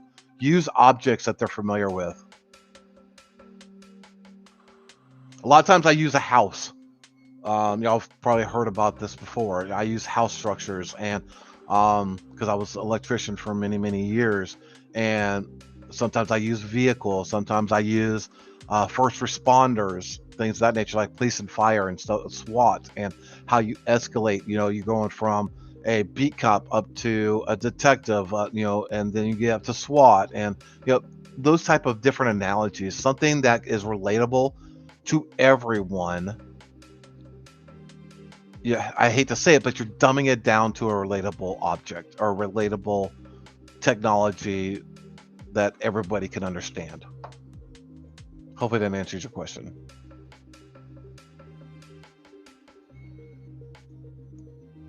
What are the most common missed opportunities you see with regard to tabletop exercises? The follow-up. Both in feedback from the client or prospect that you're doing the tabletop for, and scheduling the next tabletop. It's painful to ask it. My team will ask you all the time when I'm talking to clients and we're wrapping up matters, and people probably get tired of me asking it all the time. It's like, how are we doing? Where can we improve? Ask those questions. How was this tabletop? Where could we have improved? Thank you for that feedback, because I know this tabletop is not perfect. That feedback is highly invaluable to me, and I greatly appreciate it. We are going to advance our tabletop. How wouldn't we would like to come back with another revamped version of this in 6 months or a year, whatever your timetables are. Can we go ahead and get that on the books now, and we can work to it, and I will let you preview some of the advancements before that, so you know we're not trying to waste your time. Hopefully that answered your question. I feel like I'm on fire with questions today and just going. Preferred your short bio and education, experience, and background. I hate doing that. Okay. Real short, as much as I can. First I was born. Then we moved. No, I'm just kidding. My first computer was Atari 800 LX. Learned how to use BASIC. Had a turtle draw. How to draw a turtle, draw a star. Was hooked on computers ever since then. Fast forward some upon years, we started getting personal computers, and learned how to start ripping apart Windows operating systems and breaking them and everything like that. Then learned how to essentially I was just messing around trying to figure out what I can do. It was called hacking. I didn't know that, but did that when I was in school. Shut down AOL for 3 days through a backdoor malware that I really didn't think would work. Statute of limitations is over and I don't really care. And also hacked in NASA, got in trouble by the FBI. They broke down the doors and all that stuff. The school that I was at did not trust me to be on any computer inside of the environment. And so that made the rest of high school very, very fun and interesting. Like, I was not even allowed to school because back in those days, you went to the library to do your research papers. I wasn't even allowed in the library.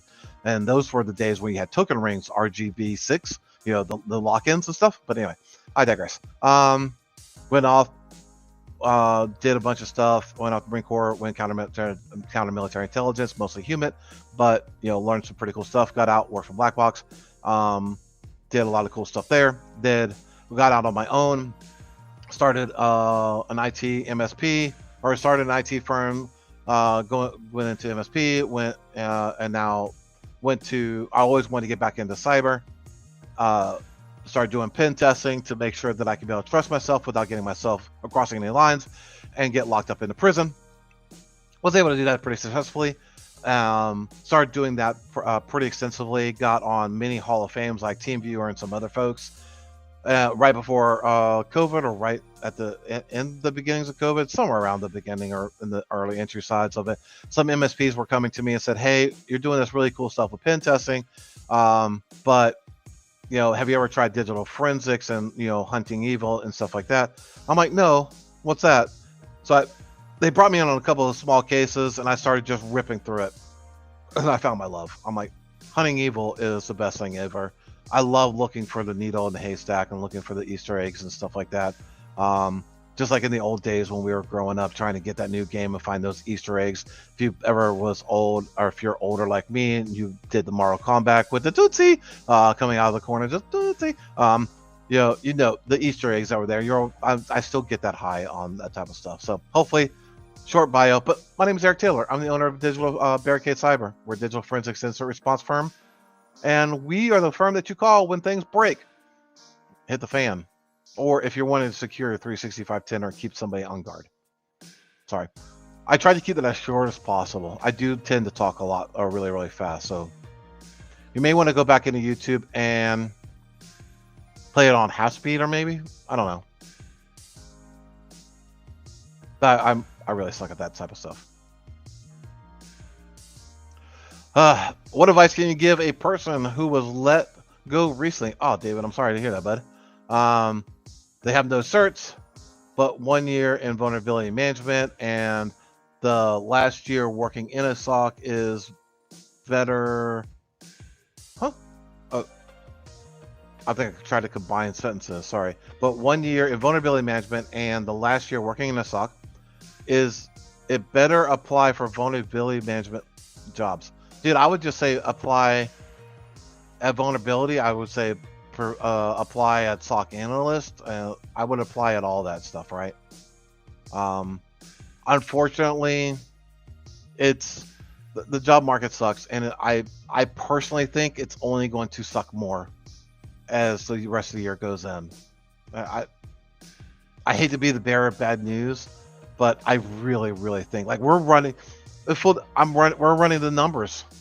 You know, I sent over a message to the team this morning.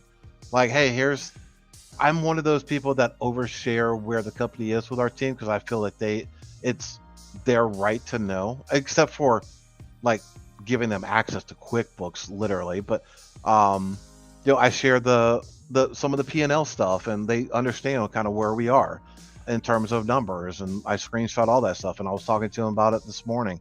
Like this is where we are. And we're down 42%, and which is crazy because those who've been around a while and have heard me talk, I was taking time off, and I was just now getting back into the business about this time last year because of Hunter's passing. So I purposely slowed the business down to a crawl. And this year we're still slower than the crawl that I intentionally slowed it down to when we're trying to grow. It's a problem, right? I mean, we got a lot of stuff on the horizon. We got a new website rebuild, so I think that's going to help clarify some of the messaging. We've been having a lot of problem with messaging, but I think a lot of it is the economy, unfortunately. And I know a lot of other businesses that I'm talking to are in the exact same boat. They are down. Granted, over the last month or so, we've definitely seen a surge of business coming in because of the Acura attack on Sonic walls that are literally happening to this day. And we actually got a call about it yesterday from someone who has a Sonic wall, and they're in the CMMC space. As soon as I talk about legal implementations, they shut down, which, maybe we'll talk about that another time because I've gone a CMMC rant for 5 years. But yeah, to answer your question, David, you're going to have a long road ahead of you, unfortunately, sir. Just chin up, keep applying. I would apply at both of them. Maybe even have two resumes, one structured for vulnerability management, one structured for the SOC analyst, focusing on either of those roles. I would even go in to see if you can get, IT help like that, because I think vulnerability management and SOC analyst, you would excel in those as well. There is no shame in taking a step backwards, so to speak, in your journey to be able to provide for your family and things of that nature until the opportunity presents itself, so that way you can further advance. This man needs to be drug tested. I'm not sure anybody who's happy to spend more time with me. Sir, you need to go down to we have a random drug test for you, sir.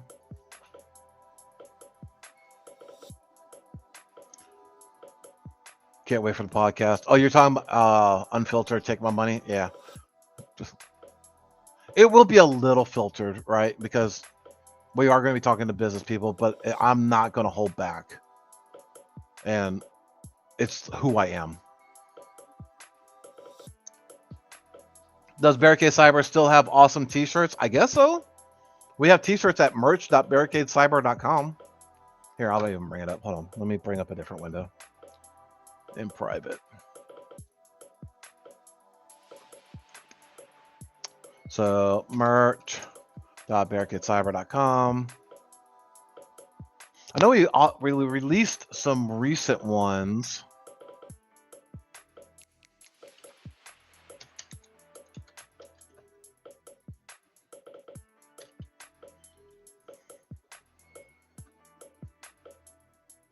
Come on.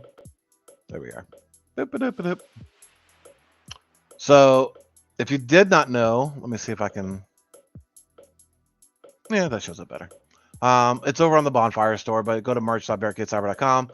We have thanks to the folks at Black Hills, they've allowed us to push out the Wawa Hack and Fest shirt from last year.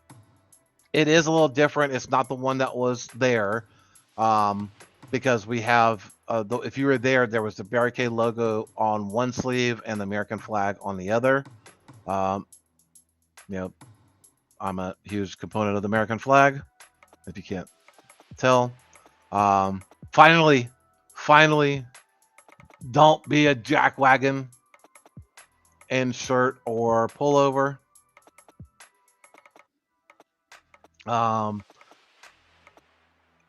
Justin Gold came up with this one. Live, laugh, lose it all to BEC, business email compromise. In shirt and hoodie form.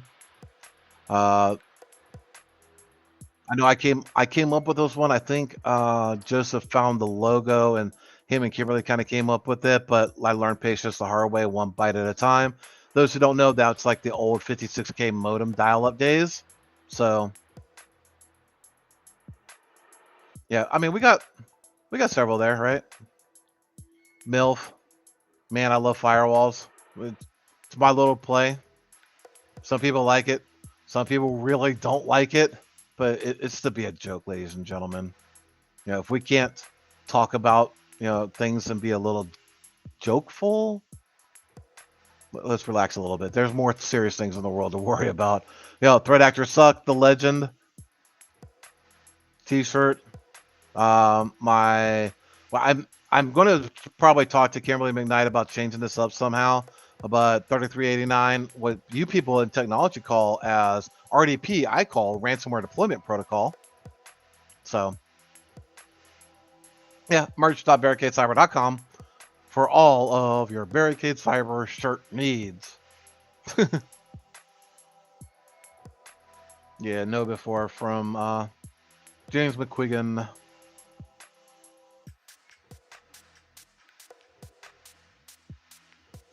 All right, let me answer that question, answer that question, answer that one, that one, that one, that one, that one. We are getting to the top of the hour, ladies and gentlemen. If you have any last burning questions, drop it in the chat now, because I do think I have run through them all. No, I have not. I am a big fat McLiar. Going back a little bit, AD Penguin, sorry. Can you forecast what cybersecurity will look like in 10 years? Will GRC be flashy? I personally don't think GRC is flashy. I think it is very necessary. It is a controlling factor. So the one thing I had to come to realizations with, even as a business owner, is company policy, right? As you grow, you come across situations, you're like, okay, we need a formal document, aka policies, telling people we are not going to do this, we will do this, or if, fortunately, we don't have any of those, but creating documentations like, I strongly recommend our team members not subject themselves to the TSA photos. Yes, I know in the airport there's a million effing cameras in there. Those are things that we can't control, right? Can we control our picture being taken and almost like a driver license style? You know, I don't know. So to say that, to pivot over to GRC, you know, there are governance and controls that need to be implemented. And I mean, there's probably people who think GRC is the flashiest thing in the world. We know Dr. Gerald Auger thinks it's the sexiest thing in the world. I'm not sure if he thinks it's flashy or not. But I don't know. Will it be relevant? Will it be needed? Yes, absolutely. I don't think GRC is ever going away in a million years. Are there going to be tools to help you streamline the creation of GRC? Absolutely. As we advance AI and things of that nature, yeah, it's going to help. But it's, I don't know.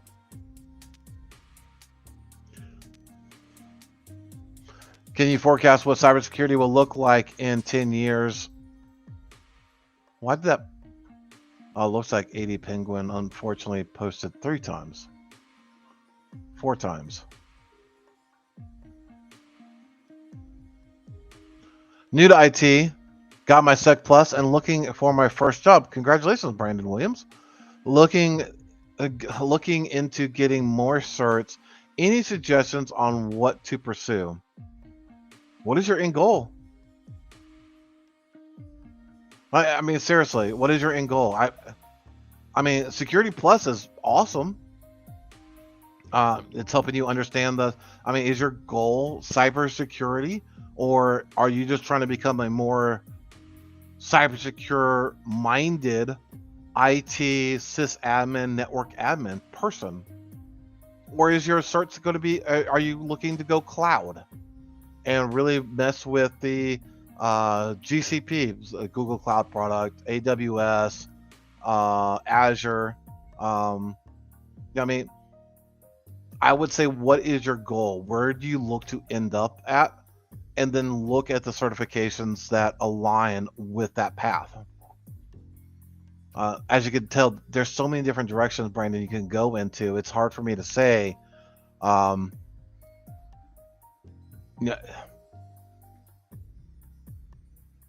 That's like me pulling up Waze and saying, okay, I'm going to go from Charleston, South Carolina to Sacramento, California, right?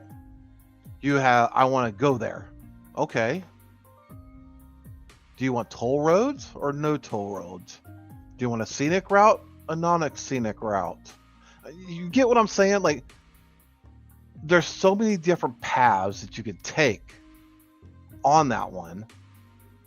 We need more information, right? So if you don't know where you want to go yet, I would say just start messing with all the fields and figure out what is inspiring to you. What do you find passionate when you're dealing with it? And then pursue that. Like, I didn't know where I landed up at was going to be where I did. I stumbled across it, like I said earlier when I was giving my short bio.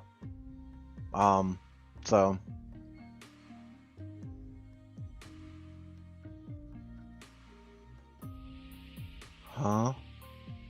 when you find your ADHD brain gets stuck focusing on. Another question. This will probably be the last one because we are coming up to the top of the hour. Question for someone starting off in the field: is it a good idea to register yourself as a solo practitioner or like a business and LLC? LLC, limited liability company. Always do that. Can people?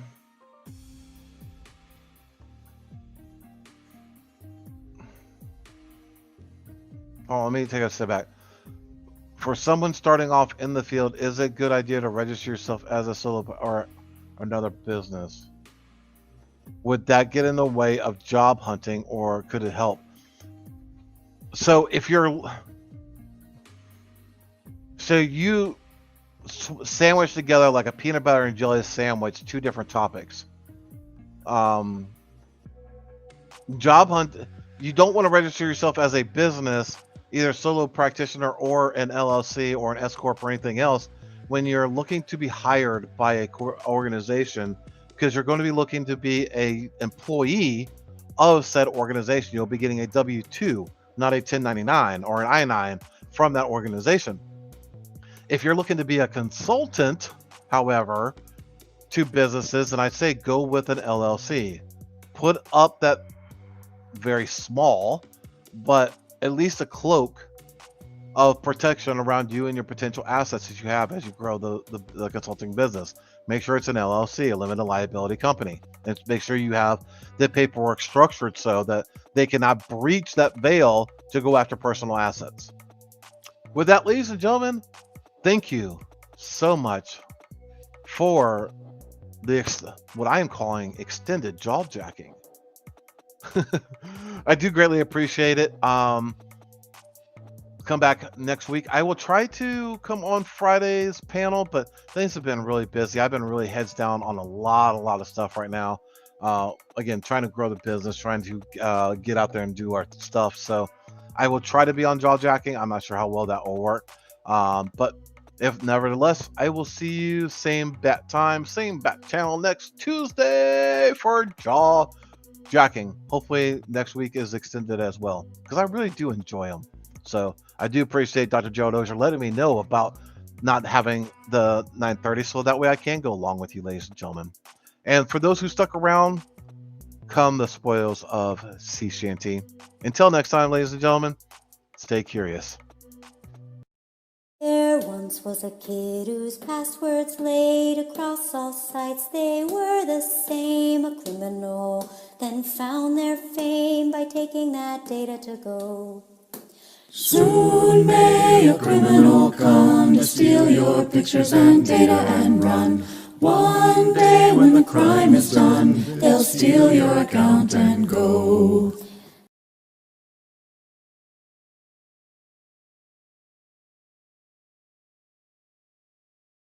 Hey everybody, I hope you enjoyed that content. Keep the cybersecurity train going by connecting with the other Simply Cyber community resources. We have the Discord server that's lively and always keeps the conversation going. You can connect with me directly on LinkedIn. And also every single weekday morning on the Simply Cyber channel, we're doing live daily cyber threat briefings, 8 a.m. Eastern time, as well as Thursday at 4:30 p.m. We're doing live stream interviews with industry experts, and we produce videos that we push out every Wednesday morning. I'm Jerry from Simply Cyber. I hope you enjoyed the content, and we'll see you in the next one.